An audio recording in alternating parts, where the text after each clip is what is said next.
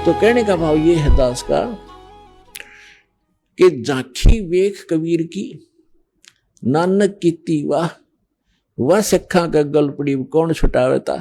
एक सिख भक्त को, मतलब तो भक्त यहाँ का हो गया, वैसे सिख का अर्थ तो वैसे शेष होता है।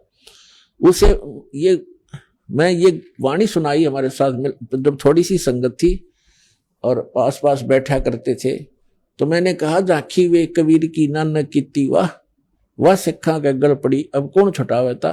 तो वो कहते हैं जी साड़ी तो छुट गई, कि वह साड़ी तो वह छुट गई, अब हमें यथार्थ ज्ञान हो गया, हम असली सिख बन गए।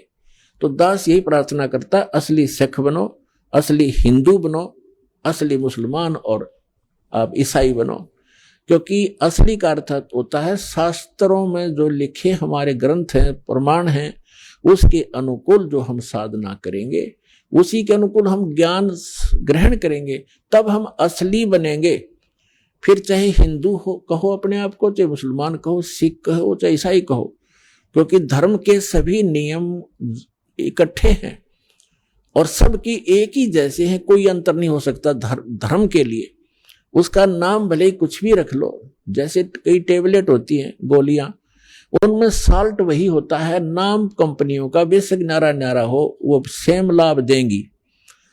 जब नाम भी अलग हो और उसके साल्ट भी अलग हो, तो वो सभी साल्ट उसमें काम नहीं कर सकते। जिस रोग के लिए वो एक साल्ट निर्धारित है, वही हो तो वो काम करेगी। इसी प्रकार ये समझो। तो प्रसंग चल रहा है कि जिन महापुरुषों को परमात्मा मिले, उन्होंने क्या प्रमाण दिए और हमारे सदग्रंथ क्या बताते हैं।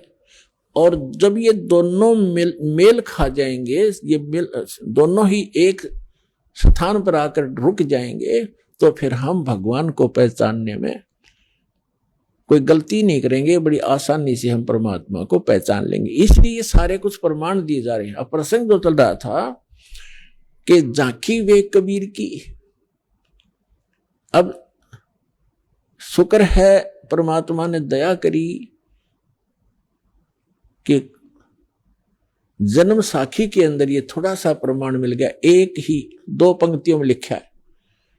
तो आज सिख समाज के ऊपर ये उपकार होगा, एक बहुत बड़ा वरदान सिद्ध होगा। ये जो बाईबाला वाली जन्म साखी, इसको ये समझेंगे और पहचानेंगे। जब नानक साहब जी नाम जाप कर रहे थे, और जन्म साखी को तो प्रत्येक बच्चा परिचित है कि 1 नंबर की और ऑथेंटिक ग्रंथ है सिखों का।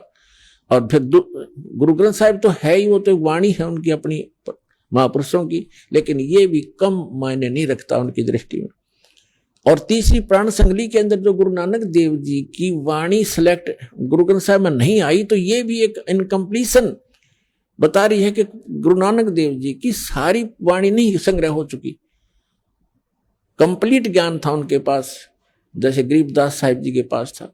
तो उसमें से जैसे प्राण संगली अलग बना दी, उसमें से भी कुछ इसमें लिखा है भूमिका के अंदर, प्राण संगली हिंदी वाली में, और पंजाबी में जो पटियाला यूनिवर्सिटी से जो निकलती है, वहां से उसमें स्पष्ट किया हुआ है कि उसमें 160 अध्याय थे और केवल 80 ही उसमें प्रमाण में लिए गए, 120 ही लिए गए हैं।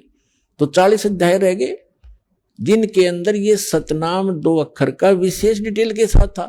तो उन महापुरुषों ने जिन्होंने गुरु ग्रंथ साहिब का कलेक्शन, ये गुरु ग्रंथ साहिब की जो बीड बांधी है, जिल्त बनाई है, इकट्ठी करे से वाणी, तो उसमें कुछ नौवे इस दृष्टिकोण से भी छोड़ दिया कि इसमें वो सतनाम के जाप का विशेष विवरण है। श्वासों वाले जाप का प्राण संगली इसलिए कहते हैं, इसलिए छोड़ दिया कि कहीं कोई सिख समाज का व्यक्ति उस सतनाम के जाप ने करना ले, गुरु ग्रंथ साहब में लिख दिया था, और इनको मर्दाना की तरह हानि हो जाएगी, गुरुदेव की आज्ञा का उल्लंघन होने से वो पाप के भागी बनेंगे। इस दृष्टिकोण से हटा दिया। लेकिन मालिक के खेल न कौन समझाए। अब यहां ऐसा प्रमाण धर दिया गाटर के साथ, इसके अंदर जन्म साखी के अंदर, समुद्र की साखी में, कि गुरु नानक देव जी ये नाम जपया करते थे और यही सतनाम है, इसी से मोक्ष होगा। तो कहने का भाव ये है कि अब गरीबदास जी कहते हैं, हम सुल्तानी नानक तारे, दादू को उपदेश दिया, जाति जुलाहा भेद न पाया, वो काशी माहे कबीर हुआ। जिन भी महापुरुषों को परमेश्वर मिले उन्होंने उनका बाई ने महिमा की है। जिन मुझको निज नाम दिया, सोए सतगुरु हमारे, दादू दूसरा कोई नहीं, ये कबीर सिरजनहारे। सुन सुन साख कबीर की, यू कालम नवावे माथे, धन धन तीनों लोक में, दादू जोड़े हाथ। इसी प्रकार नानक साहिब जी ने कहा है, फाई सूरत मुल्क की वेश, ए ठगवाड़ा ठगी देश, खरासियाना भोता बारी, धानक रूप रहा करता। प्रश्न नंबर 24 गुरु ग्रंथ साहिब के प्रश्न नंबर 24 पे अंकित है, पूरा शब्द है ये। और 721 पृष्ठ पे लिखा है कि एक अर्ज गुप्तम पेश तोदर, कून करतार, हक्का कबीर करीम तू, बेऐब परवरदिगार। ओए होए, एक अर्ज पेश तोदर, एक अर्ज गुप्तम पेश तोदर, आपके चरणों में मेरी एक अरदास है भगवान। ये कून करतार, कून करतार माने शब्द स्वरूपी राम, सबके रचने वाले, करतार माने सबके सृष्टि के करने वाले, रचने वाले। हक्का कबीर, हक्का माने सत्य, अविनाशी, सच्चा, सत्य कबीर, सच्चा कबीर। हक्का कबीर करीम तू, करीम माने दयालु, बेऐब परवरदिगार, आप बेऐब माने निर्विकार, परवरदिगार माने सबके, सबका हित चाहने वाले आप हो कबीर साहिब। स्पष्ट नाम लिखा। और भी बहुत जगह 731 पृष्ठ पे गुरु ग्रंथ साहिब में लिखा है कि नीच जात परदेसी मेरा, थिल आवे तिन जावे, खिन आवे तिन जावे, जाकी संगत नानक रंदा, कैसे मोड़ा पावे।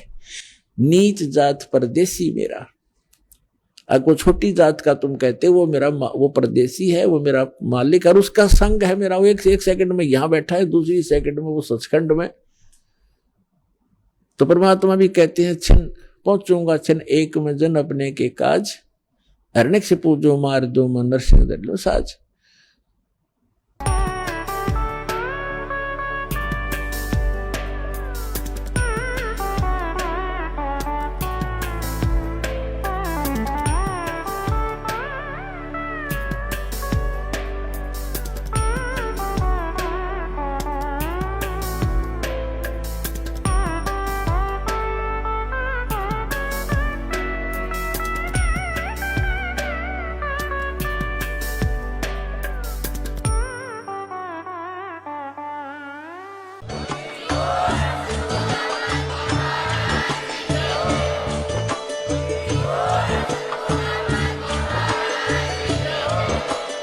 आप सुन रहे थे जगत गुरु तत्वदर्शी संत रामपाल जी महाराज जी के मंगल प्रवचन। अधिक जानकारी के लिए विजिट कीजिए हमारी वेबसाइट www.jagatgururampalji.org। संत रामपाल जी महाराज जी के शुभ आशीर्वाद से पूरे विश्व भर में 500 से भी ज्यादा नाम दीक्षा केंद्र हैं, जिन पर संत रामपाल जी महाराज जी द्वारा ऑनलाइन निशुल्क नाम दीक्षा दी जा रही है। अपने नजदीकी नाम दीक्षा केंद्र का पता करने के लिए संपर्क करें 8222880541।